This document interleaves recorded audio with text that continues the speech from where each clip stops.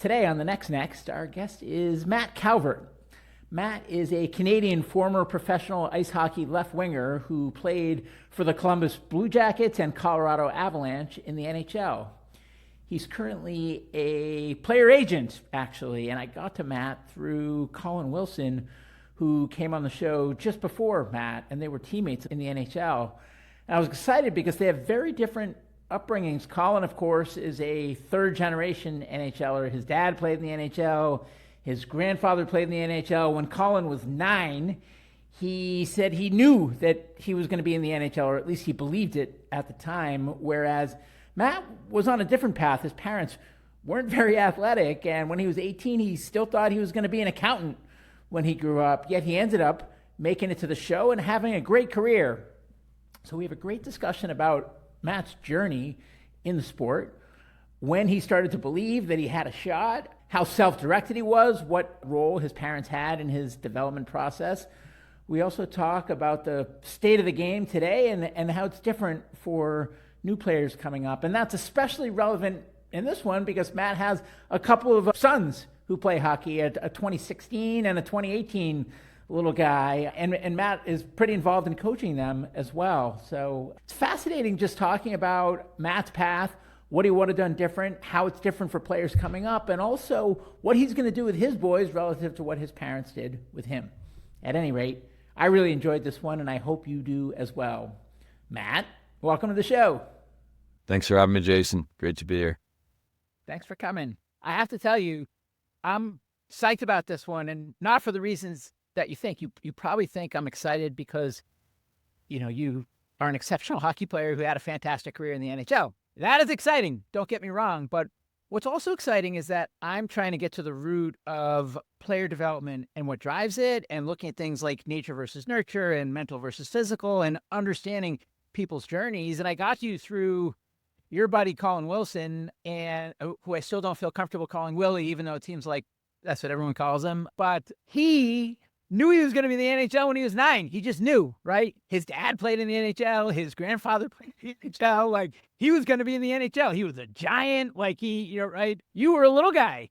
Your parents weren't that athletic. You, when you were 18, dreamed of being an accountant, yet you ended up having this great career, right? And so the contrast of that is staggering, and I'm just so excited to learn more about your story because I think there's going to be some insights there that'll be helpful for me and other parents out there, and also helpful for this platform that we're trying to build, but first trying to really build a worldview that is solid so that whatever we build is going to actually be helpful and not be part of the problem. So there you go. Too long an intro, but psyched to have you. Great to be here. Yeah, it's kind of a fascinating comparison, me and Willie, because he was in Winnipeg and I'm in Brandon, which is 2 hours apart. So that was our biggest rival. And like you said, he was a generational NHLer, and he was really good from 9 years old on. And then I was just playing for fun, and we both ended up on the same team and sitting beside each other in the Colorado Avalanche locker room. So just two completely different paths to get there, and yeah, pretty cool. Well, let's hear the path. We don't need to go through every nook and cranny, but what's the Cliff Notes version of your story? Like, given that your parents weren't that athletic, how did you find the game? And with the benefit of hindsight, what are some of the key takeaways from your journey? Yeah, so I grew up, 2 older brothers. Like I said, grew up in Brandon, Manitoba, and it is cold. It is winter for 6 months of the year. So backyard rink was always a thing, community hockey rinks outside. Both my brothers played hockey, more for fun. They ended up quitting when they were about 13 or 14 years old, and I fell in love with it early on. Where were you in the pecking order age-wise? I was the youngest brother, so I always got beat up, and I had to learn how to be tough, I guess. But no, it was I played hockey for fun, like I said. My parents enrolled me in minor hockey. We didn't have as many options for spring or summer. They were out there. It's not something we did. I ran track. I played baseball. I played soccer. I did every other sport. And once minor hockey ended in February, March, depending on the age group, I would move on to something else. And I would go a whole summer, maybe one hockey camp throughout the summer. That's 3 or 4 days long, and then enroll again and start up again in October. I was a very small kid, and Willie said, like, he had NHL in his mind at 9 years old. I currently have two boys, 7 and 9. And That, obviously, by the way, that's another big difference, right? Is that you are a crazy hockey dad. He is not. Although he might end up being one with his daughter, but we'll see. I was teasing him about that, but yeah. yeah, Anyway. no, we talk a lot, and I'm like, hey, if you're generational NHL, you got to get her into sports. She's going to be athletic, right? Genetically gifted. But anyways, I have two boys, 7 and 9, and we talk about the NHL all the time. They're curious. They were in the dressing room growing up, and they were a little bit younger. They have some memories, but this wasn't a conversation in my household growing up. My dad worked for a cable company, and my mom was a janitor at the brand university locally. So it was always just any sport you do, kid, you work hard, you have fun, and enjoy it. That's why you're in sport, to make friends and learn some discipline, structure, battle some adversities, that type of thing. So anyways, I was always one of the stronger players in my age group, but never really, my parents never said yes to those extra development camps and the skill training or the cool tournaments, which was fine by me. Tell you the truth, I probably didn't even know about 3/4 of them. I was just off being a kid playing road hockey or doing whatever, backyard baseball in the summers. And then all of a sudden things got a little more serious. You get to the WHL Bantam draft, and when you're 14, 15 years old. And I remember seeing a ranking. It was some hockey scouting website, it was called. They would do rankings for the Western Hockey League, for example. And there was a top 300 in my draft year. And just keep in mind, Colin Wilson was probably first or second in the Manitoba League scoring. I was fourth, and I was 4'11". And Willie would have been 5'9" at the time. I'm something like that, a bigger kid. I was not in the top 300 rankings for the Western Hockey League draft. So not even a thought of getting drafted. Draft day went by, didn't get a sniff. And then the next year was our first year U18 camp. I was able to go to Brandon Wheat Kings Western Hockey League camp, which is my local WHL team. Went there, sent home right after rookie camp, and then ended up making the U18 team as a 15-year-old. I went to height and weights, and I was 5'1", 100 pounds, playing against young men. Didn't have the best year. I scored 1 goal all year, and physically I just wasn't there. They picked me anyways. I was decently fast and a smart hockey player, but really struggled that first year or so. The next year, I didn't even have an invite as a 16-year-old to a Western Hockey League camp. My thought process then switched to, okay, and my end goal in all this, as a kid, was how do I get schooling out of this? Because I knew I was going to have to pay for university, which is something I wanted to do. Like you mentioned before, I had a dream of maybe becoming an accountant, and I love numbers. I had a few friends, dads that were accountants, and I thought they looked pretty successful, and it looked like something that interested me. So anyways, I went back to my 16-year-old year and ended up leading the team in scoring. And it's just the local U18 team, but definitely gained some confidence. Wait, you led the team in scoring after that same team the year prior barely having a goal? I did. And what changed? So did anything, was it just time, or did you actually do anything different in between those years? 4 inches and 25 pounds. So we got up to about 5'5" at this point, and 130. And that was a big part of it. I was just so small. There were small kids. Was that just Father Time, or were you, did you hit the gym different than you had in years prior?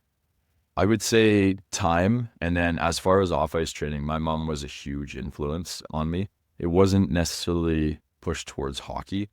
She loved to run. She loved to work out. So I was that kid, and I was, I don't want to call myself a track star, but I was successful in track and field. And she would push me in that type of training, running, sprinting, and all that. So I would often do training with her, and it was never directed specifically at hockey, but in turn it helped. And I was fast twitch, so that helped me on the ice. And once I grew, got a little bit stronger, I started to become faster than most. So after my 16-year-old year, I got invited back to the Western Hockey League Brandon Wheat King camp, and I went to camp. And I'm a 1989 born, and often in hockey we talk about not age, but years born. And I went to camp at 17 and was probably the best 1989 born at camp. Meanwhile, they had 4 of these guys signed, all guys I played growing up that in my mind I knew I was better than, and not to be cocky, but I did. I just was very small. So I went to camp, had an awesome camp, ended up going through the middle. Veteran D-man caught me with a hit, broke my left wrist. They kind of told me, wow, you really surprised us. We had other plans, possibly keeping you. but go back to your U18 team and we'll see what happens throughout the year. So I believe I missed 10 games, came back, almost led the league in scoring after missing a quarter of the season, and I had a ton of options after that. I could have. Wait, when you didn't have a wrist, were you just sitting around driving yourself crazy, or were you training? I was training in any way I could. The message I always give to teammates or clients as I run a agency now is, hey, if you hurt your ankle, you hurt your wrist, whatever it is, try to get better in something else. Whether that's your mental game, that's you're on the bike, conditioning, whatever you can do, try to get better. And it's something I did. But then when I came back early, as I did my whole career. I always pushed it. I couldn't really shoot the puck that well. I was still finding ways to score goals, but I had to start passing the puck a little. This was your bottom hand? This was my bottom hand, yeah. Mm-hmm. So I had to start seeing the ice a little more. So I got to add to my game in that sense. And it's just another way of getting better until my wrist strength, improved. Anyways, we end up winning the league, having a great year. And then I had all kinds of options. I had a couple scholarship offers. In Manitoba, it wasn't heavily scouted by the NCAA. I actually have a cool story. Eddie Belfour, legendary goalie, he owned the Winkler Flyers. That's who I was with in the Manitoba Junior Hockey League. So we have WHL level, then Junior A level in Canada. And if you wanted to go NCAA out of Canada, generally you go to one of the Junior A leagues spread across Canada, and then you get a scholarship from there. Well, Eddie flew into Brandon and took myself and one of my teammates out for dinner to the fanciest restaurant we got. And he offered me a sum of money, which I don't think is legal, and guaranteed me a scholarship to University of North Dakota. And Eddie can't guarantee scholarships, but this is what was happening. And so I was a kid with $500 in my bank account at the most. I had a summer job, and it was enticing. I also had options to go BC Junior, Alberta Junior, or Saskatchewan Junior. So I got a phone call from Kelly McCrimmon, who is the GM of the Vegas Golden Knights right now. And I grew up in the same neighborhood as him because he owned the Brandon Wheat Kings forever. He was owner, president, GM, coach, you name it. He had every role. He brought me in and he said, I want you to play for us next year. And generally, 18-year-old rookie isn't a normal thing in the WHL. It's kind of late to start your career. And I just said the only way I'll come is if I get 4 years of schooling. Thought I was negotiating like crazy by myself. My parents forced me to go by myself as well, as they didn't really know much about the process. And he said, done right away. So I was a Brandon Wheat kid. I went in my 18-year-old year, and it turned out to be my NHL draft year. I remember the first month you get stuff from the NHL. You got if you're draft eligible, you got to fill out your name, interests, height and weight, all that kind of stuff. By this point, I was 5'9", 160, and I was like, this is cool, but probably something not on my radar. I ended up getting put on an all rookie line with a guy named Braden Shen and Scott Glennie. They were both 16. I was 18 years old, so I was the veteran rookie on the line. We hit the ground running. We literally never separated the rest of our junior career. For those of you who don't know, Braden Shen is the captain of the St. Louis Blues right now. Scott Glennie never went on to play pro, but he was an 8th overall pick in the NHL. Anyways, my draft year, 18-year-old year, it was fun. It was a bunch of kids playing hockey, playing against older guys, 3 rookies, and we were dominant. I was almost a point a game. I think Schenner ended up leading our team in scoring, which is just unheard of for first-year guys in this league, especially when you're playing 18 to 20-year-old men. And then all of a sudden, I was on the draft radar. There were central scouting rankings came out, the preliminary rankings, and I was like on a top 15 players to watch. And I remember calling my parents because I was on the road in Saskatoon and being like, man, like I just got put on an NHL ranked list, and like they're like, what is this? Like we had no idea, right? And we're like, wow, this is pretty cool. So I kept plugging along, and I'm like, I got to do everything to get drafted. So midterm rankings came out. Kelly McCrimmon brought me in his office. He's like, Matty, what do you think you're ranked? And I'm like, I don't know. I got cut from a lot of teams growing up because my size is always down. I'm like, I don't know. Am I still ranked, Crim? And he would say, you're 60 at midterm. He brings me in for the final rankings release. Once again, I had no idea. We weren't too much into social media at this time either. So all these kids have it on their phones now. And he goes, "What do you think you're ranked?" And I believe it was somewhere in the 40s that I ended up. And I was in complete shock because, like I told you about the Western Hockey League list, couldn't even crack the top 300 in the western part of Canada. And now I'm on an NHL list. So he was in shock. I was in shock. And he's like, "Man, you've earned it." But he's like, "I did not see this coming a year ago. This is how much you've developed in 1 year." Anyways, I have an agent knock on my door in April. He comes in and he goes, "Would love to represent you." Was it literally a door knock? It was a meet at the Okay. Yeah, because I was gonna say, like, door knocks actually were, I was born in the 70s, and like door knocks actually used to happen. I feel like now if you door knock, like someone's gonna come out with a shotgun. Yeah, you don't really want to talk to them. And then he comes over to our house. I guess that was the reference to the door knock. He came over after one meeting, and we had a lot of questions. We're like, "Okay, like NHL draft, what do we expect? What is this?" Explain to us. So he did. He brought us up to speed. We elected not to go to the draft. I was just like, I've been cut too many times. I don't want that disappointment if I go. So I stayed home with my family. They told me second, third, possibly fourth round I would go. There's articles of you in the paper. There's expectations. And I'm like, man, like if I don't go, this is embarrassing. Anyways, 1, 2, round 3, round 4 goes by and I'm just like, I'm sweating. I go in the backyard, shoot some hoops for a bit. I come back in and all of a sudden I see on the draft board, my name gets slid up behind when I was watching live to Columbus, 127th overall. So I was in. I literally thought this is the best thing ever. I couldn't believe it, to tell you the truth. It just happened so fast. And I was very naive at the time. A lot of people that get drafted in 5th, 6th, 7th round, there's so many people out there. "Oh yeah, he's going to be tough to make the NHL. He's small, he's undersized. They're taking a chance on whatever comment you make." I was like, I'm making the NHL now. That's all I thought. And my first thought was, okay, there's a draft class. There was, I don't know what there was, 7 or 8 in my last draft. But I said, now I got to be better in summer camp. I got to be the best player on the ice. And that's all I ever thought. I never had any distraction or someone telling me I wasn't good enough or whatever. Parents were the same. We were just naive. So I go to summer development camp, one of the better players on the ice, put them on notice, right? Because a lot of times when kids get drafted, a scout brings a kid from Brandon that he really likes, like myself, or someone brings one from Europe, and they try to convince their management to the guys that are the decision makers to draft the kid. So anyways, I make a name for myself. We go to fall camp. There was a rookie tournament in Traverse City, Michigan, which was always a really fun time. I went 3 years and ended up being one of the better players on the Columbus Blue Jackets prospects team. So ended up getting an NHL exhibition game within that year. I go back to junior hockey for my 19-year-old season.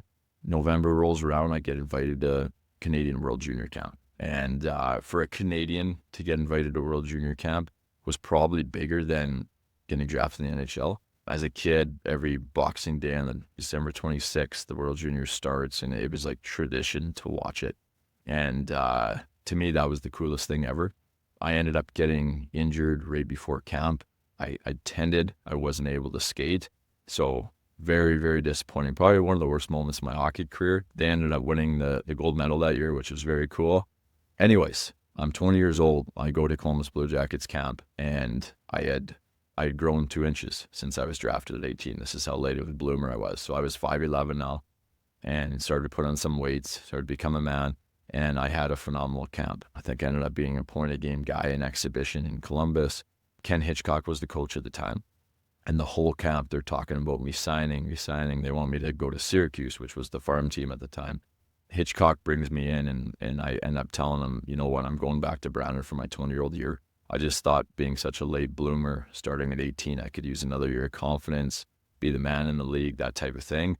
And on the flip side, we were hosting the Memorial Cup. So we had an auto ticket into the Memorial Cup, which is the CHL championship in Canada. Anyways, Ken Hitchcock brings me in, and he had coached in the Western League many years before. And he goes, "Matty, if you're in Prince Albert, Saskatchewan, which is very far up north, and it's minus 45 Celsius, and you want the hell out of there, you call me, and we'll get you to pro hockey." And I said, Hitch, like, I'm good. I'm going to go back. I'm going to try to win a championship. I got a great team, bunch of great line mates. And at the time, and we're talking development, I thought that was the best for my development. keep in mind, I was turning down $200,000 signing bonus and a 3-year NHL contract, which my dad thought I was a complete psychopath for doing, because like I said, we didn't have a lot. And he's like, how do you turn this down, Matty? And I go, I don't know. I think this is the best path for me. And I said, hey, maybe I go back and I make more, right? And that was never the plan. But anyways, I go back for my 20-year-old season. We don't end up winning the Mem Cup. We lose heavily in the final, actually. But an awesome year nonetheless. And end up signing a pro contract at the end of that year. End up getting a much larger signing bonus. So it worked out financially for me. But as far as the development path, it just gave me a chance, just like my third year in U18 that I stayed back, that most guys don't. It gave me a chance to be the man at a certain level and gain that extra confidence. I go into my first year pro. They had changed AHL teams by this point. We were the Springfield Falcons in Massachusetts. So I moved out to Springfield. I lived at home my whole life in a small farm town in Manitoba. And now I'm in Massachusetts, and I have to learn how to drive on a freeway. I have to learn how to live in a bigger city, and it's just everything. So we also have some of the, because I'm in Massachusetts, we have some of the worst drivers on the planet. I've been told that when I got there, they told me they called them massholes, and it was crazy. That's a real thing. For a guy that has a few streets in his city and highways, not freeways, it was a lot, and so it took me a little while. Rush hour driving is like playing in an NHL game. It's nuts. So it took me a while to get used to those things, but on ice it was always hockey and it was always fun. So come January, that first year pro, the coach brought me over, wanted to talk to me in pregame skate, said, he actually said, you're going to the big leagues, kid. He was a great guy, and I was in complete shock. I ended up hopping on a plane all the way from Springfield to Anaheim to play my first game. This was early January of my first year pro. So I went within a 3 to 4 year span. I went from being a third year guy in U18 to playing in the NHL. And I always go back to this one comment. When I played that third year of U18 as a 17-year-old, which was my grade 12 year, my buddies who were great, and I don't fault them for it, but we're sitting there in English class the one day, and we're talking about, I think we had like hockey news out, and I would always scour the prospect lists on teams and look for a small guy. And I was like, well, this guy made it. I'm like, why can't I? This guy made it. And a couple of my buddies go something about like, you think you're going to make the NHL? And I was like, absolutely. I'm like, why not? I'm like, I'll go to junior A, I'll go to college. And this was before the Western League. I'll just grind my way there. And they like literally start laughing. I remember going to the foyer where all their lockers were. And one of my buddies told the whole team that, hey, Matty thinks he's going to the NHL. And I was literally like, I was laughed at. And like, that stuff didn't faze me. I literally was like, we'll see, boys. So a year later, I was drafted in the NHL. And those same guys who are great friends of mine came up and they're like, what happened? And they're like, holy smokes, man. And I'm just like, yeah. I'm like, I told you, you can't give up on it. And then 3 years after that, or 2 years after that, I'm playing NHL games, and then game 20 in my career, I get a hat trick, and just like little things like that. And I think everyone around me and that I grew up with was in more shock than myself, because I was just a small guy, decent hockey player throughout my whole minor hockey career, and we, on the development side of things, we take things so seriously. If your kid's the best at 10 years old, like, he's going to the NHL, but the amount of times things change. And someone made a comment to me the other day. A lot of people are probably familiar with that brick hockey tournament that happens at Edmonton in July. It's supposed to be one of the best tournaments in North America. All the best 10-year-olds go to it. All that is it's not. All the non-hockey people just did a double take when you said that, because they're like, what do you mean the best 10-year-olds? Like, aren't 10-year-olds still wearing diapers and binkies in their mouth? Well, for an outsider that's not in the hockey world, that's like, it sounds insane. Trust me, it sounded insane to me when I came back, but once you're in it, it's intense. But what this is it's not the kids that are going to be the best hockey players in the end. It's the kids that are the most developed by 10 years old. And does that mean they started at 3 and got a head start? Does that mean they're physically bigger and stronger than everyone? Does that mean they get things faster than most kids, like mentally? Like, there's so many different angles, and I'm kind of a nerd of development. I love to like study the why, whether it's a 7-year-old kid, a 4-year-old kid, a 10-year-old, or an NHL player. Like, I'm just like, why is that player good? And I often have these conversations with a few of my friends. One's a very talented skill coach, and I'm like, Kate, this kid is so skilled. He does these drills so well, but like, why is he good? What makes him successful out there? Anyways, to wrap up my story, I went on to play 11-year. Wait, no. To wrap up your story, you were talking about the brick tournament, and I cut you off. Oh, well, I kind of went to the brick tournament there, just talking about how, like, you don't have to be the best at 7, at 10, at 12, at 14, which was not me. You know, Colin Wilson played in the brick, I believe. And it's like he had a team of all Manitoba kids. Well, I lived in Manitoba and I wasn't on that team. Yeah. But in the end, you know, me and Colin were the two guys that made it out of our age group. So it's not a race. But to wrap up, I guess that part, I ended up playing 11 years in the NHL with Columbus Blue Jackets and Colorado Avalanche, and grinded every single year to stay there. And, you know, I wouldn't trade my path for the world. I thought it was unbelievable. My parents were super proud, and I was very proud of myself. And, you know, it's been a great life, and I'm still involved in the hockey world heavily to this day. First, I mean, thanks for sharing your story. It's so fascinating because I'm also a player development nerd, although I'm much earlier in my journey in my education about player development. But so, yeah, really appreciate you sharing it. And it's an amazing story. There's so many different directions we could go. I think one question that's on my mind is that, you know, there's a lot of crazy hockey parents out there, and we love the game, and we see that our kids love the game, and we want what's best for our kids, and we assume that's what's best for our kids is to play at the highest level that they can. But then you look at the kid, right? And like you said, every kid is different, and there's different drivers and different growth and there's just so many factors that are involved, and it's a long journey.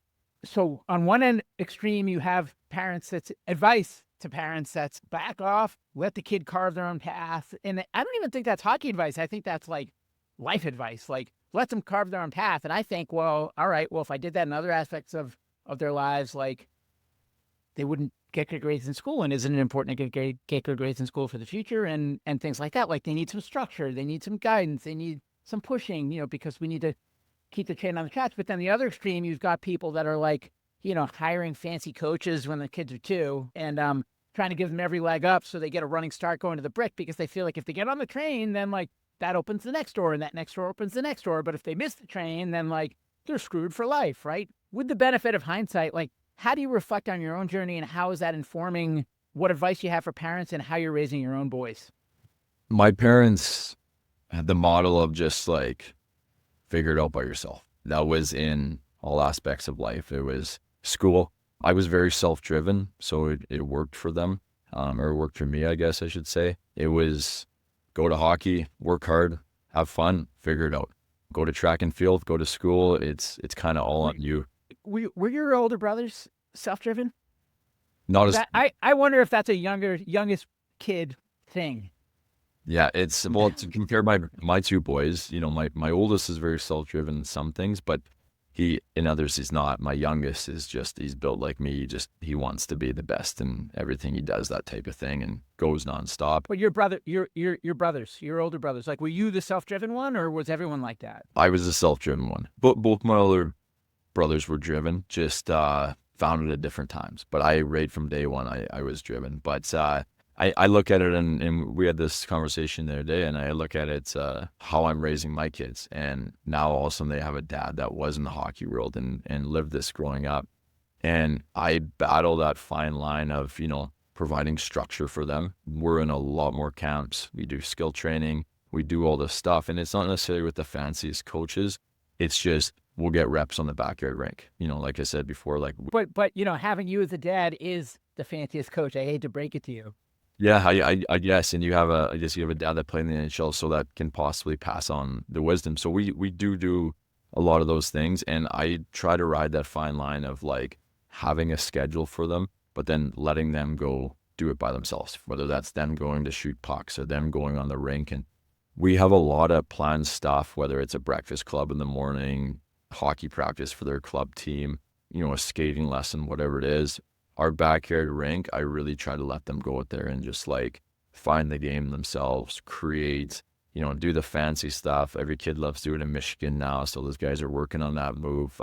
Just anything they want. And I think it's important for a kid, and it depends where you live. Sometimes kids don't have access to ice without coaches, but I think it's important for a kid to go out there. We had a thing called sticks and pucks at our rink, where you go there with your buddies. It's just your skates, gloves, helmets, and sticks, and you just go out there and make up games. You play 1-on-1, 2-on-2. Maybe you're stick handling, maybe you're working on your shot, but it's the kid figuring his own stuff out. So what he learned from the lessons in those weeks, now he can go apply it himself and essentially figure it out. So I try to have a balance of structure, schedule, and then free time and creativity, and have them figure it out themselves. Because the reality is, if your kid is going to be a pro hockey player or a WHL or NCAA level guy, like, they got to want it, or girl, they got to want it themselves. And if they don't want it, if they don't love the game or they don't love putting in the work, they're not going to enjoy themselves doing it. And to me, the successful ones love the game. I don't think I put just one guy in the NHL that dislikes hockey. And that's my goal for my kids, is for them to fall in love with the game, get the lessons it provides out of it, which is discipline, structure, teamwork, network, and ultimately just making friends and having a blast and creating lifelong memories. So I battle every day with what is the best path to get there. Yeah, I mean, it's hard, because to me, there's a difference between loving the game and working like Kobe Bryant, right? You can love the game and just want to muck around in the game, but that isn't the same thing as getting up every day and grinding. And then you look at the Instagram sound bites from the Kobe Bryants of the world about, you work harder than everyone else and it compounds over time, right? And then you contrast that with what's age appropriate at different ages and how realistic that is. And then every parent says their kid's self-directed, right? But I talked to a sports psychologist and who's actually coming on the show. But one of the things that he said was that when he talks to the parent, I'm making up these numbers, but like, let's call it 80% of the parents think their kid is doing all the work for the love of the game, right? But then when the kid's talking to the same guy without the parents in the room, right, it's like flipped. It's like 20%, right? Yeah, it's hard to manage as a parent, because you want your kid to have opportunities and to reach their fullest form, but you also want them to find their own path and do what they love. For me, like, I didn't have parents that pushed me, but I wasn't the most self-directed, and I could have used some more structure and guidance and pushing, right? But I don't know. I wrestle with it every day. And one of the reasons I'm doing the show is to talk to other people who have managed to navigate through to play the game at the highest levels, to understand it. Yeah, just to inform that decision making, especially if I'm going to try to build a platform that helps shepherd other kids through the process. Like, I don't want to be part of the problem, right? I want to help, and helping doesn't necessarily mean getting there at all costs, right? It means, setting you up for success in sport and in life, right? Which is not the same thing as playing at the highest level of the game that you possibly can, necessarily. You talk about putting structure in place for your kids to possibly get better because you didn't have it. I have one great example for myself, and I talked to my oldest is similar to me, where we'll do a skating drill, something that's not fun, that he's not interested in, right? Which I completely get. You're going down, you're working your edge work. Some kids love it. Some kids, like myself, hated it. I just wanted to play a 3-on-3 game and have fun out there. We would go to breakfast clubs. We had like one breakfast club for a couple of years that my parents would bring me to at 7. And I wasn't much of a morning person, but the first 20 minutes was a figure skating coach who would come out and work on just basic stride work. Well, what would I do? I would, everything she told me, I was checked out. I would try to be the first one from goal line to goal line, thinking it was a race, never working on the technique. Did my parents say much? My dad might have said, "Hey, Matt, you should probably listen, once in a while." And I'm just like, I'm faster than everyone. Like, what are we doing out here? Like, I was like, I don't need to work on my skating. And I was young and dumb. Could I have used a push saying, "Hey, you're wasting her time out here. Listen." Would I have listened to that? Possibly. My oldest kid, I have that battle with him all the time. I coach him and I'm like, just listen. You could, you have a lot of potential, man. You could be so good. And so when I was 17 years old, a skating coach came to Brandon, and it was the first skating camp I'd ever really been in. The Breakfast Club stuff, you're just doing like minor stuff, but I'd never actually gone in like a week-long skating camp. So I'm like, all right, I'll go to this skating camp. And, I'm going to the WHL next year. I should probably listen. I could probably learn something. So we go day one, and they videotape your stride from the side, from behind and front. I'm probably cheating the drills throughout the whole hour and a half first session, and we go into the video room. And I'm in there with some kids older, some kids younger, guys who I think I'm, probably better hockey players than, some that are better than myself. And all of a sudden I come up on the screen and he breaks down everyone's stride in front of everyone. And all of a sudden he goes, yeah, this is terrible technique. And you kick your heels, you don't knee bend correctly, your upper body's bent over too much, like just picks me apart. And I'm sitting there, I'm like, I'm best scared in the room. Like, what are we talking about? He goes, and he comes up to me after, and he could tell I was kind of like standoffish. I'm like, what's this guy doesn't know what he's talking about. And he goes, man, you have such poor technique when you skate. He goes, you're just an extremely fast and powerful kid. And he's like, buy in. And I'm like, all right. I'm like, I'll buy in. So I bought in all that week, and it took 5 days for me. And he completely changed my stride forever. We talk about what happened from 17 to 18. All of a sudden I go from a glorified U18 hockey player to NHL draft pick. Well, growth was part of that, but me buying into actually listening to some technique for once and applying it all throughout the summer while I was getting stronger in the gym, my speed went from here to here in 1 year. So I was a fast U18 player, and now I was one of the fastest guys in the Western Hockey League. To put it into reference, I worked on that stride for probably the next 2 to 3 years while getting stronger in the gym. When I went to Columbus Blue Jackets camp, we always did a speed test. It's a pretty simple speed test. It was goal line to hash marks. They would laser time you.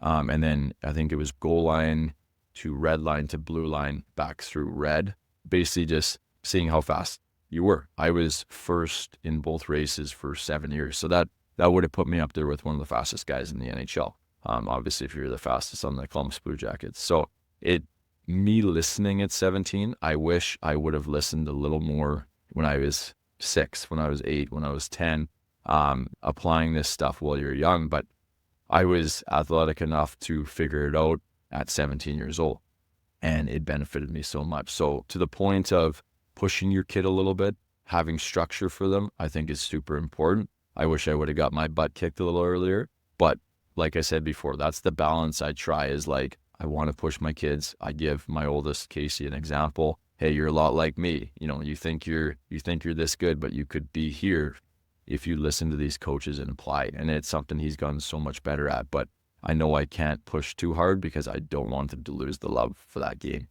for the game essentially. Yeah, and I definitely think there's a healthy and there's an unhealthy, and it is case by case, but some of it might be hard to describe, but it's like, it when you see it. Like if you're trying to pull your kid to the rink, and he or she is dragging their feet and saying, I don't want to go, I hate this, I hate this, right? Then at a certain point, it's like, well, let's go find something that they love, right? But if they clearly love the game and they get up every day and they're dialed in when they're there, there's tails wagging, whatever, and then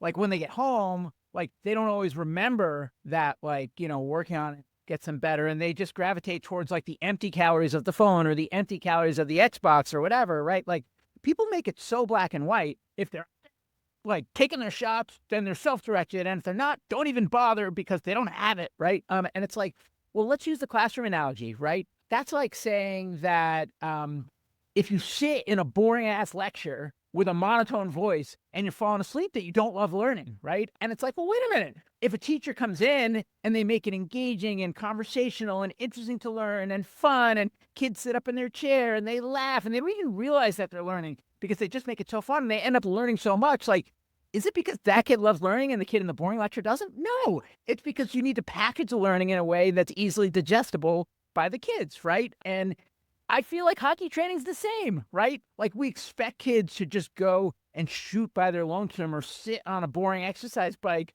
with nothing to do. And like, if you're not doing that at 7 years old, like, you're not going to make it. And like, I just think that's crazy, right? I think there's a way to make it more fun and engaging even when you're at home, which is one of the things I'm thinking about.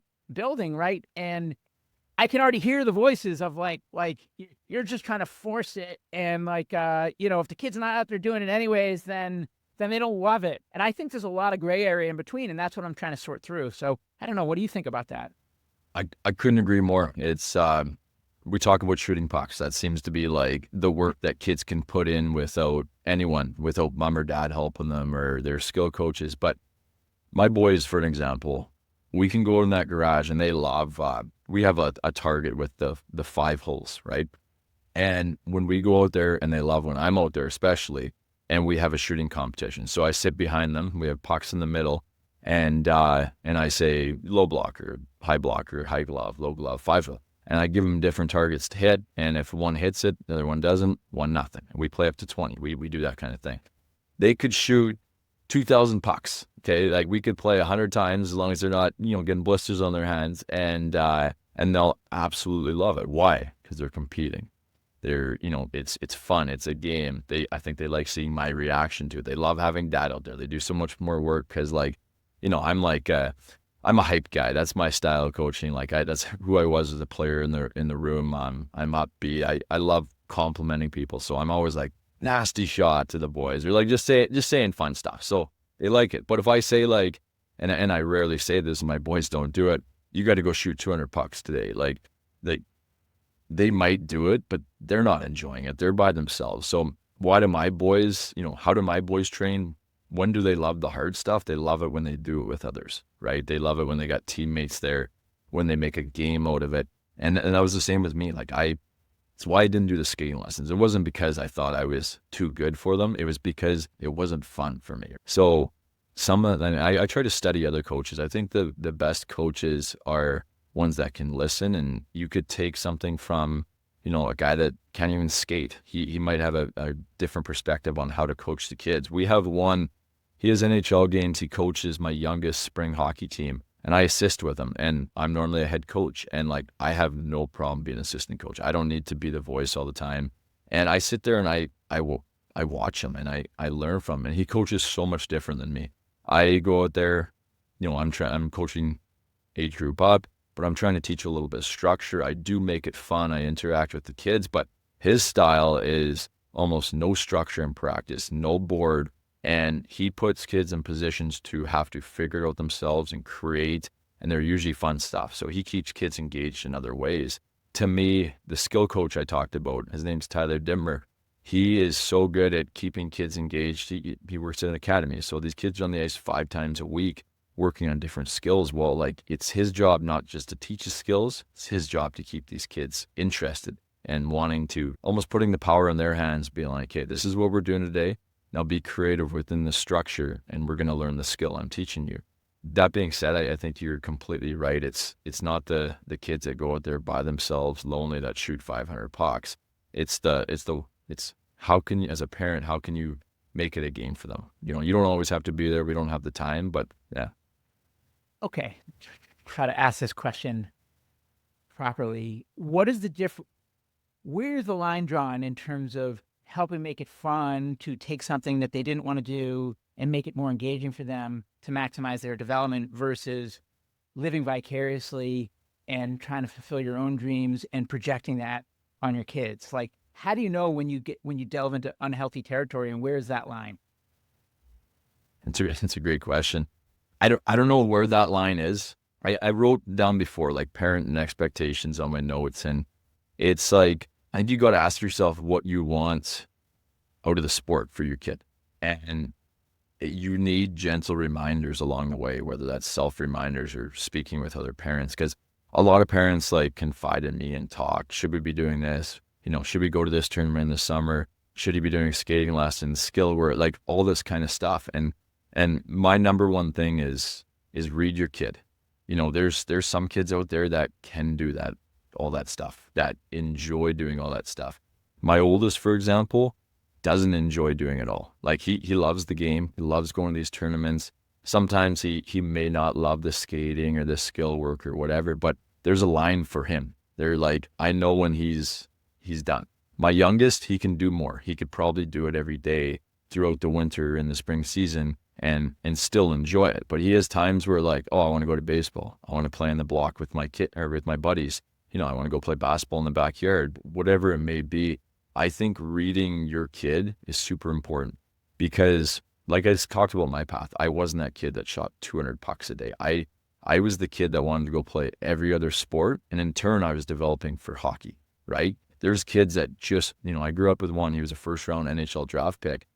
His name's Alex Ponce, and he ended up playing a couple of games in the NHL, but he had a pro hockey player dad as well, but he wanted to go, they had this thing called the training center where you go shoot pucks and work out. And I don't know if it was self-driven or pushed by his dad or a mixture of both, but he always wanted to go do hockey stuff. When I was like, man, I'm going to play backyard baseball. I'm going to do this. And it was just two different personalities. And he seemed to love it. He went to 100 skating camps. He wasn't the strongest skater. That was probably his weakness, but he loved going to these skating camps and trying to get better. And my biggest thing is read your own kid. Make sure, you know, there is a work component to it, but make sure it is also, they're also having a ton of fun doing it, and find that balance. You know, it's got to be in moderation at times, because at the end of the day, the best hockey players are the ones that compete and have fun.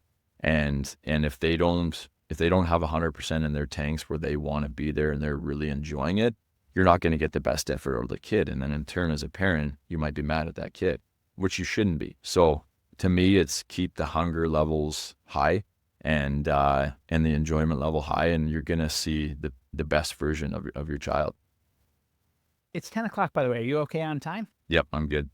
Okay. So related to that, I want to pick up on something you just said, and you said it casually. You probably didn't even think about it, but you said that your older boy has a line, right? And sometimes doesn't feel like doing this stuff. Like, that's just a matter of fact thing to say. And everyone knows that's true with all of our kids about some things.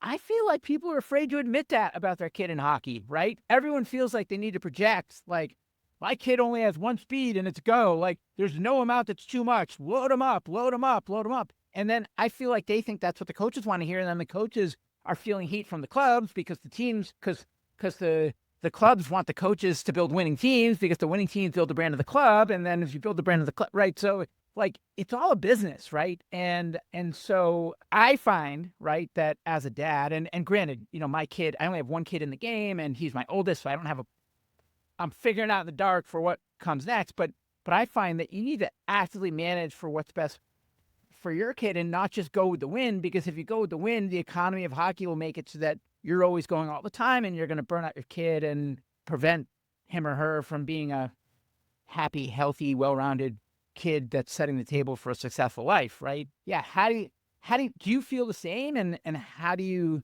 manage that tension, especially because it, you know, back to, you know, there's these books that like, the ones that get in early get the opportunity, and then that opportunity leads to the next level of opportunity, right? So it's like that mindset, right? Is that a reality, or is that just an unhealthy mindset that you should block out and ignore? I think it's unhealthy, and I think what a lot of parents it would help for them to hear, and like they don't have the experiences I do, I guess. And I'll use some of the best players in the world as an example. Nathan McKinnon, I played with him 3 years, and this is a guy that's quite a bit younger than me and extremely self-driven, but he would push me, whether it was nutrition, how I work out, how hard I'm practicing. And I was supposed to be one of the veterans on the team, and I just got to Colorado, and it's amazing how much I learned from him about, you know, doing the right things to be at your best at all times, practice the best, you'll be the best on the ice, or the best version of yourself, that type of thing. But as far as putting in extra work, there's not anyone out there that does more than Nathan McKinnon. He is so driven to be one of the best players in the world and win. And it's not about, and for him, it's not about everyone look at me. I'm in the Hart Trophy conversation. I can win the Art Ross every year. It's like winning is all that matters to him. And I appreciate that so much from him. Then you have Cale Makar. So we actually billeted Cale the first 4 or 5 weeks of his career. He lived with my family. He came in from UMass, played a series against Calgary first round, and then we had San Jose second round. We ended up beating Calgary. And Cale lived with us, and I always found it funny because Nate would be on Cale for staying out a half hour after practice or going out a half hour early, and Cale didn't do this stuff. Cale is just naturally gifted. Does Cale put in the work? Absolutely. Like, he takes care of his body. I'm not saying that. But compared to McKinnon, I'm not even sure he'd put in a quarter of the work, right? And it's two different stories. And then you have one other, and this is a full other extreme. It's one of my best friends, Ryan Johansson. He's out of the league now. He just had the hip surgery, and he played in Columbus with me and Nashville. Ended in Colorado and traded to Philly was the end of his career. But Joey, as we call him, never put a second in the gym. And when I say that, he of course he worked out, but compared to most hockey players, he relied on natural talent, very light conditioning, very little extra work. He loves golfing. He loves doing other things. This is a guy that's, I don't know what his frame is, 6'3", 200 plus, and was gifted. Just great hands. He's a number one center in the NHL for a long time.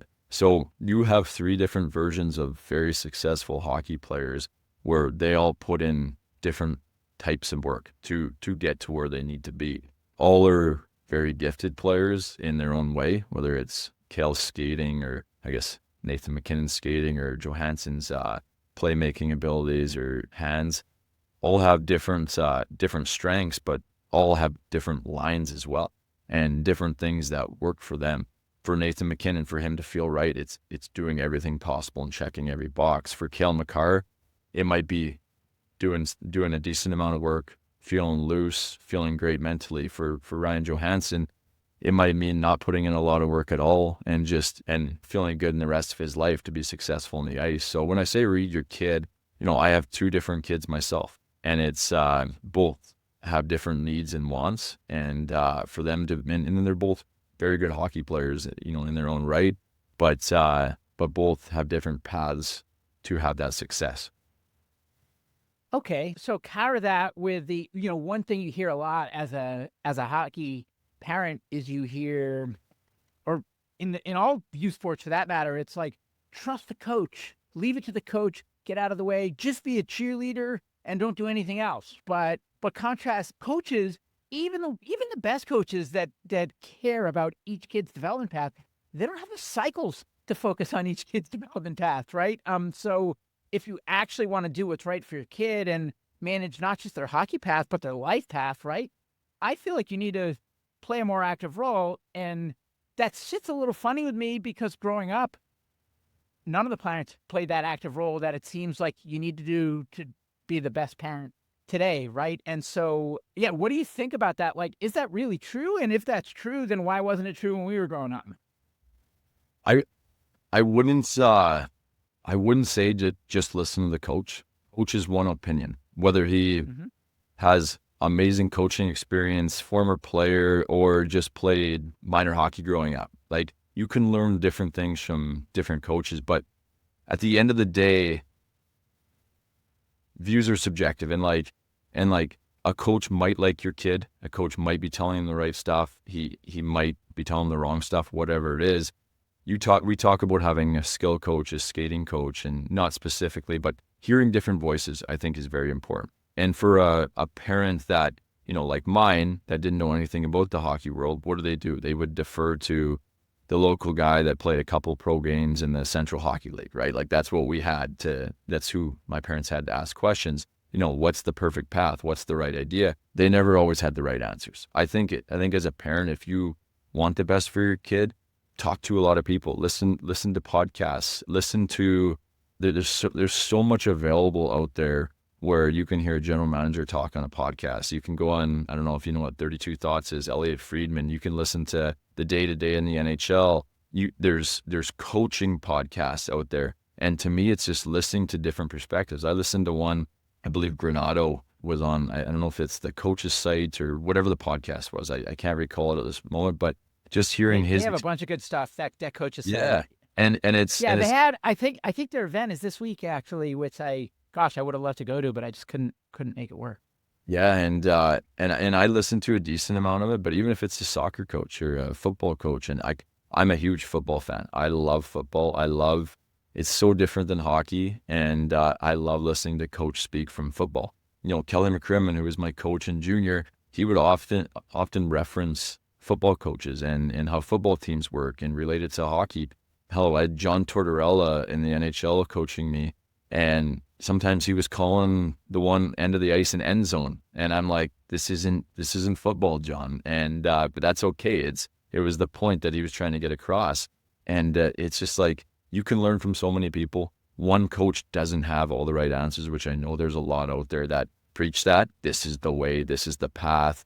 I got little Johnny to the, NCAA because this is what he did, but it's to each their own, and get a lot of opinions and do your research. If you're that motivated of a parent, like, this is the stuff you can listen to, hearing other people's experiences. What works for some doesn't work for others, type of thing.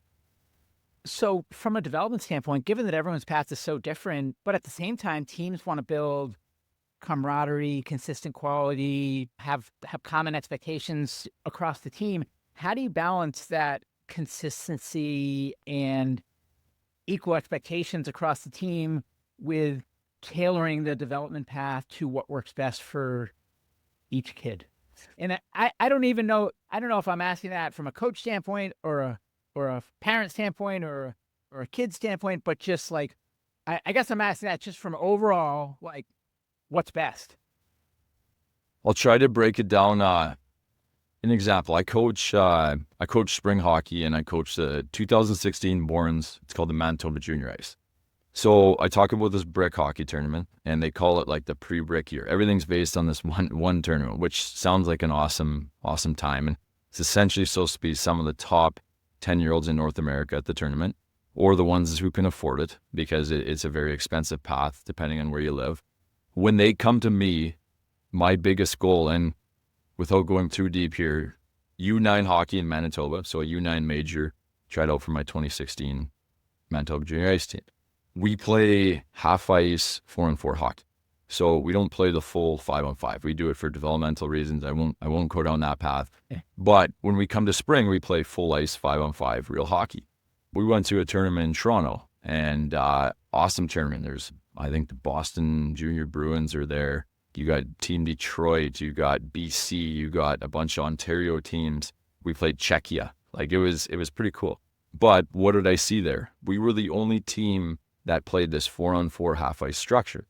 And for skill development, it's small area stuff. I think it benefited us a lot. Like, we weren't less talented, but we were less structured. Okay. So my goal when I coach that Manitoba Junior Ice team is to teach these kids structure, because they're getting a ton of skating work with other coaches, skill development work. They do it all throughout the winter, some throughout the spring. But when they come to me, it's team concepts. It's learning how to play as a team. It's learning how to be a winger, because all year long they were playing 4-on-4 hockey where you're just all over the ice. It's learning how to be a defenseman, skate backwards now that you got full ice, what to do in zone, how to play 5-on-5. So my message for them isn't about developing their individual skills. It's about teaching them team concepts so we can compete with these other teams. Because even if we are more talented, if you're not playing as a team at this level when they are, they can beat you down and be a lesser team. So that's one coach's message to them. How to be a good teammate, how to play within a team concept would be the two main things we've worked on. Now, my expectation for them when they're not with me, and we're not together a whole lot because we live all over the province, we had about 13 practices spread over 3 to 4 months, is now they go to their skill coaches, and not necessarily they have their own skill coaches, but whatever it is, camps, whatever their parents have set up for them. And now they're learning the individual skills so they can apply those skills within the team concept and learn the game with me. So there's your two avenues right there. So the message you're getting from me is, hey, positioning, where to go, how do we create more offense as a group? And then they're going to work on their individual skills. So now when they do go across the middle and they're calling for the pass, they're able to pick that puck up. Now when they're in a one-on-one situation in the corner, they have that in and out move and that release off their shot where they can score a goal within the team concept. So that's why listening to one coach, and I know a coach, and I certainly won't drop names, he runs skills as well and he coaches the team. Well, he pressures them and the players into saying, you have to train your skills with us or else you won't be able to do what you can within the team. And that's toxic. And I know there's a lot out there like that. You can't go to this other guy. And it becomes, the reality is people make a lot of money off youth hockey or minor hockey. And it's, in some spots it's great. Some spots it's not.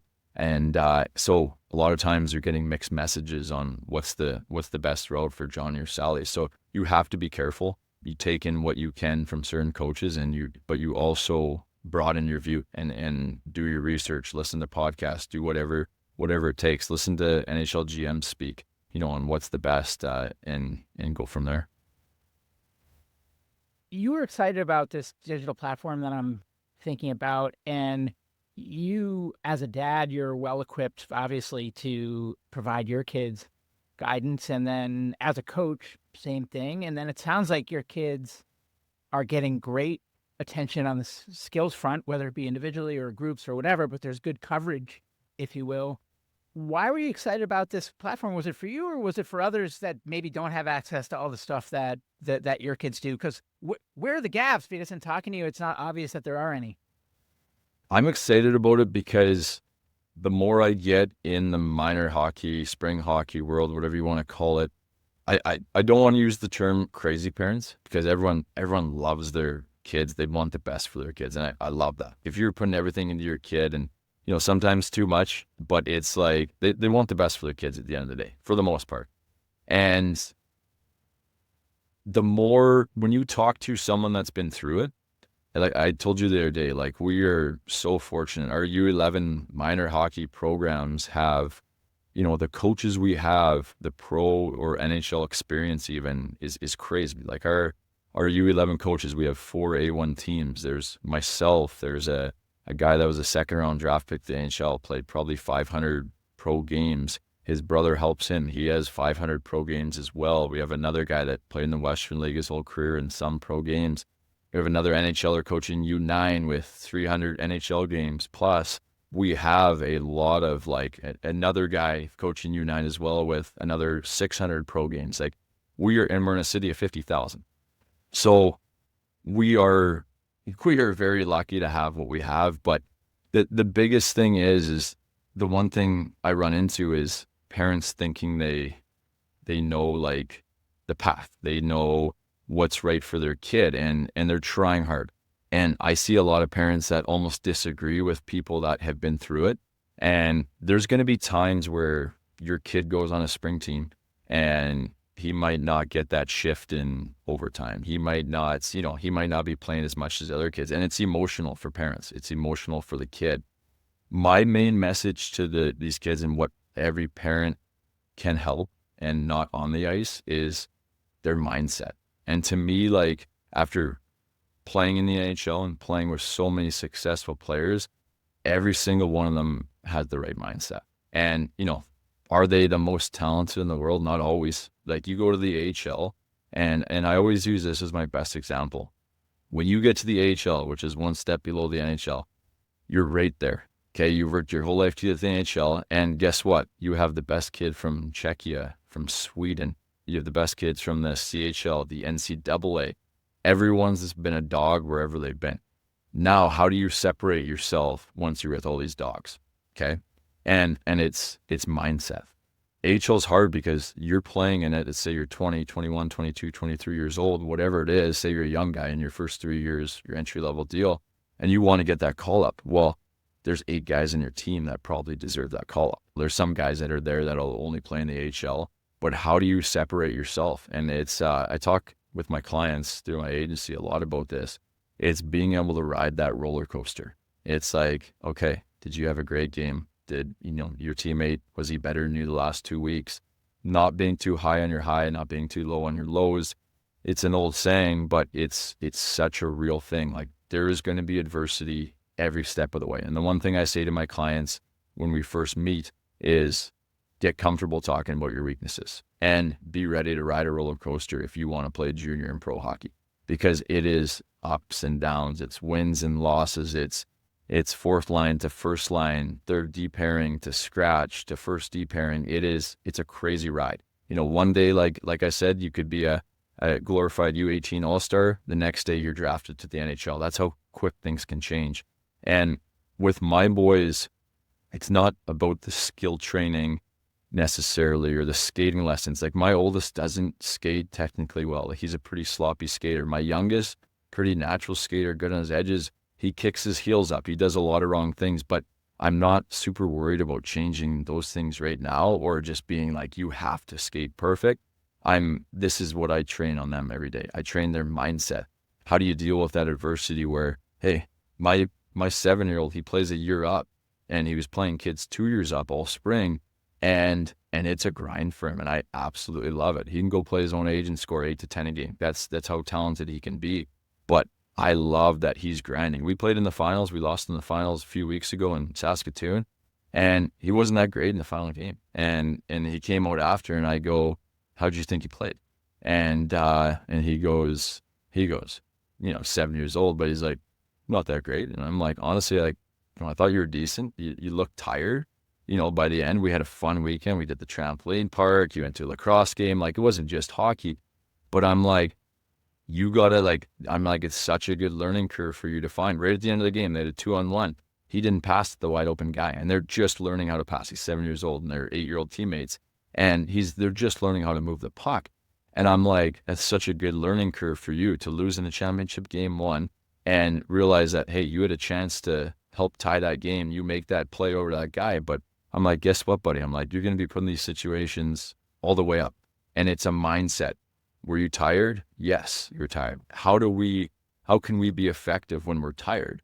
And he's 7 years old, and he's sitting there and he's having conversations with me. And what I really try to do with my kids is not tell them you were terrible, you didn't work hard, you were tired. It's like be real with yourself. Yeah, I was gassed. We had a fun weekend, but how do we find a way to be effective, whether that's in hockey or school or baseball, when we're tired, when we're not our best? And I had Dan Hino's his name. He was a assistant coach in Columbus for us. He actually just got on with Tampa as assistant coach again. And he came up to me my first year in the NHL, and I'm on the table getting my groin work done. I'm pissed because I'm not going to be 100%, and I'm young and I'm grinding. And he goes, Matty, the way you play, he goes, if you feel 70% every night, he goes, that's going to be your new 100%. You're a shot blocker. You go hard, you hit, you fight, you do all the things. He's like, you gotta get used to finding ways to do it when you're not at your best.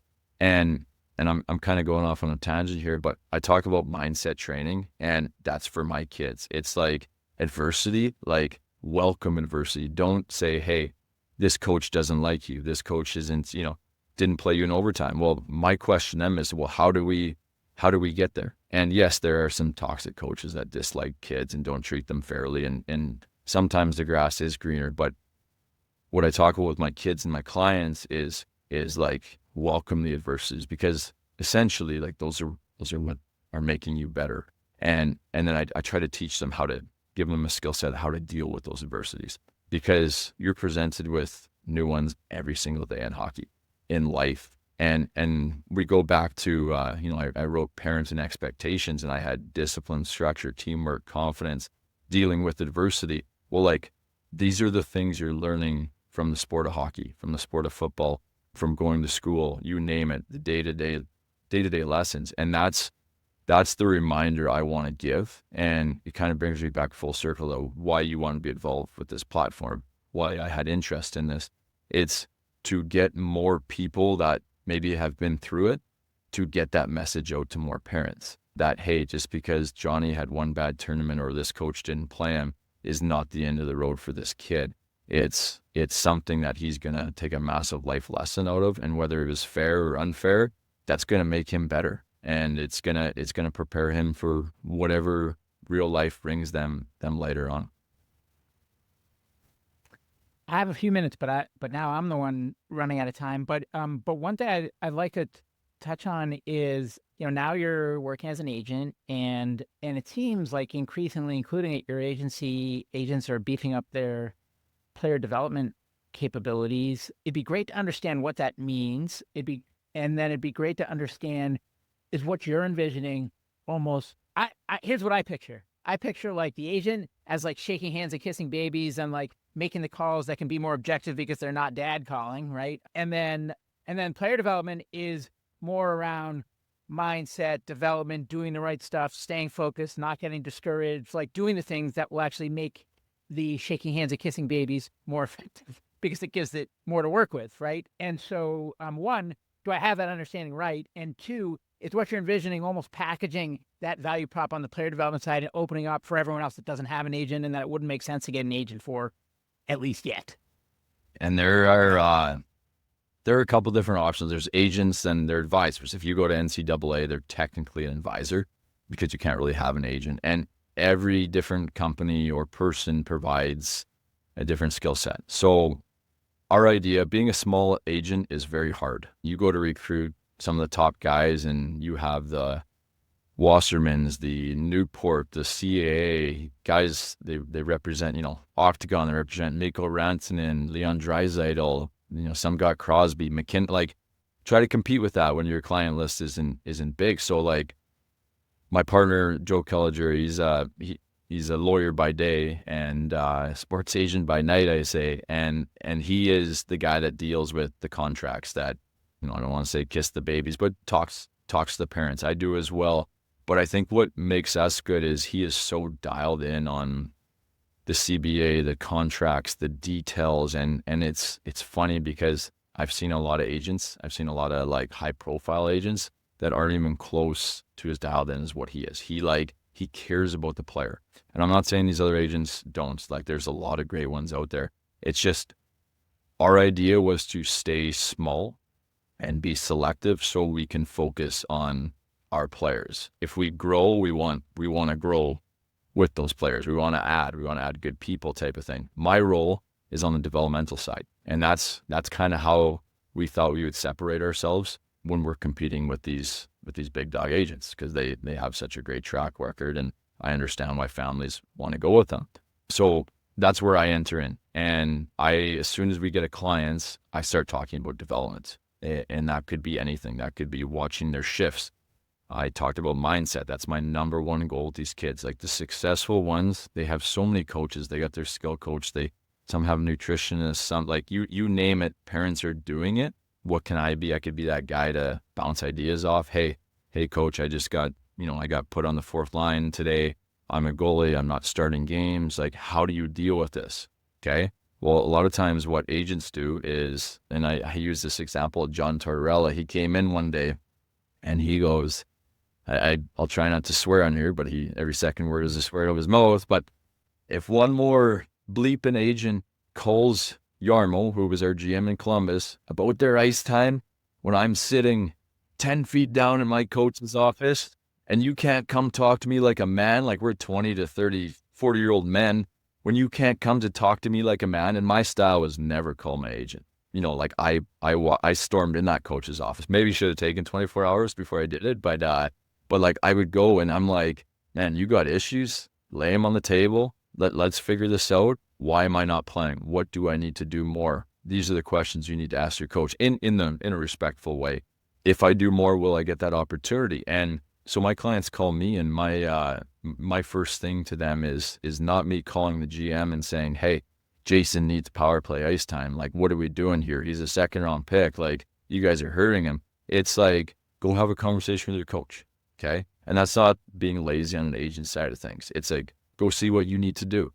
All right, I'll watch a video on it. Now, how can we apply that? How can we give you more opportunity to get what you want? That being said, if they're still not getting what they want, then the agent hat comes on and you maybe have that conversation with the GM. Okay, he's doing everything you asked. Is there just not opportunity there? Now, maybe you look for greener grass. Okay, are you looking for a trade? Is that possible? In the NCAA, with how crazy the transfer portal is now, kids are going from one school to another school to another school. And sometimes that's good, but I think with all this opportunity now, it's giving guys excuses to not work on themselves. So that's kind of the message I try to give to my clients. And I think we got such a great balance of Joe on the contractual side of things, the details, I call them the brains, and then me just getting to talk hockey and getting these guys through that roller coaster ride. And you do see other agencies adding development coaches. When we first started this thing, I had one agent offered me to join them and become their development coach because they're realizing that, people are doing this. There's advisors out there that are watching player shifts. I'm not sure they know much about hockey, but they're charging families. One, they're going to make those calls. They're going to try to open those doors.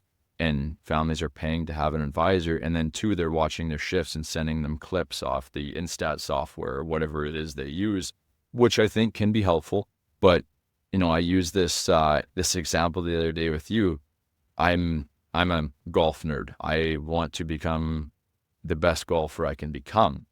Well, without the proper direction and learning the why of the golf swing, just to give you an example, my swing's a mix of probably Bubba Watson and Alex Ovechkin's slap shot.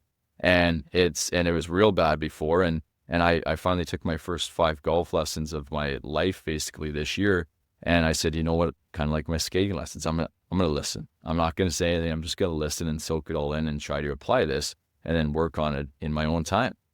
Now I can go to the driving range and I have the direction because my golf coach taught me how to swing the club, how I'm supposed to swing the club at least. I've mixed it with how I normally swing. I've found some success, but when I go to that range, I know the why. I've been showed the right way. Now I can watch these Instagram videos that everyone watches to become a better golfer or hockey player. There's so much out there on social media that can help you, but I've had someone show me a direction and show me the why. And I guess that's essentially what a development coach or skill coach or any type of coach can provide your kid.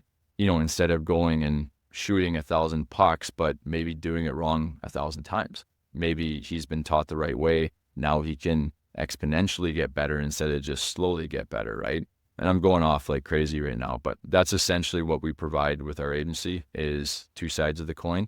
And I think you're going to see a lot more agencies provide that for players because their model is get all the top kids, the big agencies, I should say, get all the top kids if they can, get a lot of kids. And, at the end of the day, X amount are going to be successful NHLers and go from there. Our model is kind of be selective, stay in a smaller group and really try to get these guys to their highest potential and get them to the best level they can get to.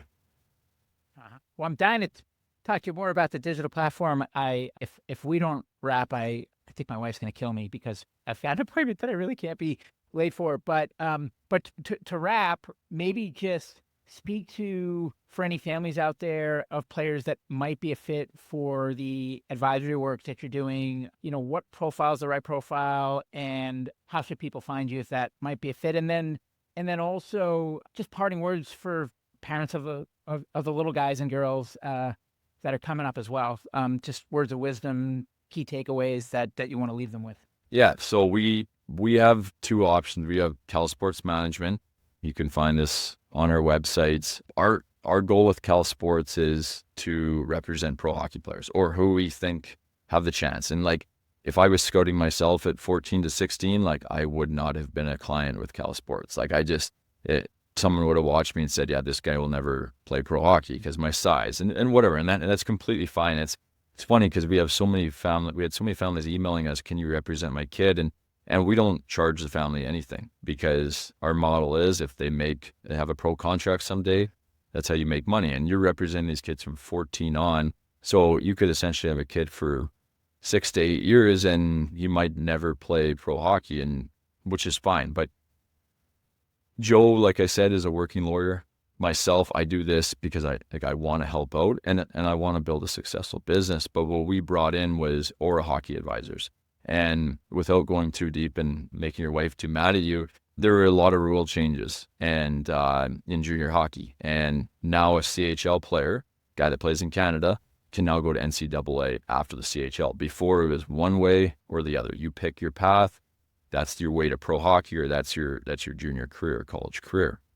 Now there are so many questions, and there are not a lot of answers. Even an NHL GM or a NCAA coach or a recruiter or a CHL GM or coach, they don't have those answers. Everyone's trying to figure it out. And the parents have 1,000 questions, right?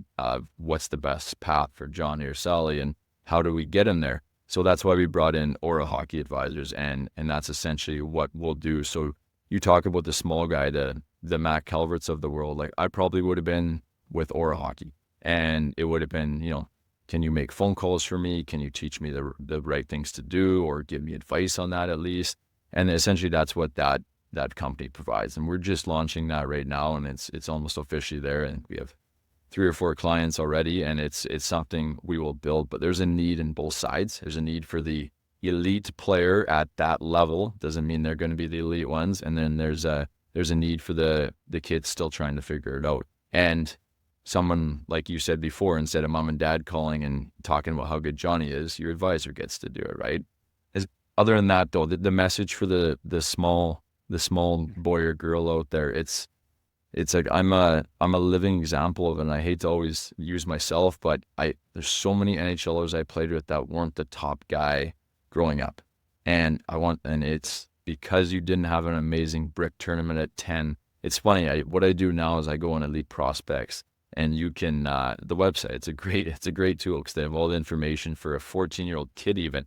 But I'll look at these kids that were drafted in the first round of the WHL or NHL draft picks, and I always go back and they have their. And I keep using this one hockey term as example because people put it on a pedestal, and apparently it's an unbelievable time. And I haven't been, and hopefully next year is my own kid. But I look at their brick stats, and I'm like, how is this guy at 10? Just because I'm in this world, I'm like, how is this 15th overall NHL projected draft pick at 10 years old? What was his stat line at the tournament that everyone thinks is the NHL? And they might have 1 assist or in 6 games, or they didn't even play in it because maybe mom and dad didn't have the money, which is completely fine. But I guess that's my message: is there's so much opportunity, so many great tournaments out there, so many high level teams. I had a client the other day. We had our agency camp. He was CCHA Rookie of the Year in college at Michigan Tech. He went to Columbus Blue Jackets development camp. He's a hopeful pro hockey player. And I said to him, we had 25 guys here. I told you we play on the Manitoba Junior Ice. Well, there's a team below that. There's a team below that, just in one province. I said, Gordo was his nickname. I go, didn't you play on the 3rd tier team in spring growing up? And he goes, yeah.